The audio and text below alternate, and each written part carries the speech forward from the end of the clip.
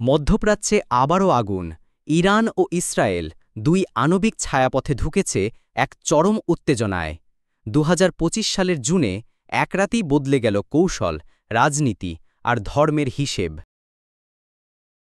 ১৩ June Israel operation rising lion চালায়। একসাথে drone, missile আর বিমান হামলায় কেঁপে ওঠে ইরানের সামরিক ঘাঁটি। নিহত হয় ইরানের এলিট কমান্ডাররা হোসেন সালামি, গ্লাম রাশিদ, হাজি জাদেহ সহ অনেকে।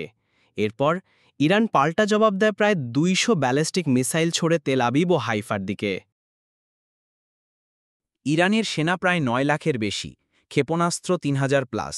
কিন্তু ইসরায়েলের আছে বিশ্বসেরা প্রযুক্তি, আয়রন ডোম, F-35, সাইবার ডমিনেশন এবং ৯০টির মতো পারমাণবিক অস্ত্র। ইসরায়েলের আকাশে আধিপত্য বিস্তার। ইরান সংখ্যায় বড় হলেও প্রযুক্তিতে অনেক পেছনে। ইসলাম যুদ্ধকে অনুমোদন দেয় আত্মরক্ষায়, কিন্তু প্রশ্ন হচ্ছে মুসলিম রাষ্ট্র ইরান একা আর মুসলিম বিশ্বের বাকিরা চুপ কেন? আল্লাহ বলেন, যদি তারা তোমাদের বিরুদ্ধে সংঘাত করে তবে তোমরাও সংঘাত করো।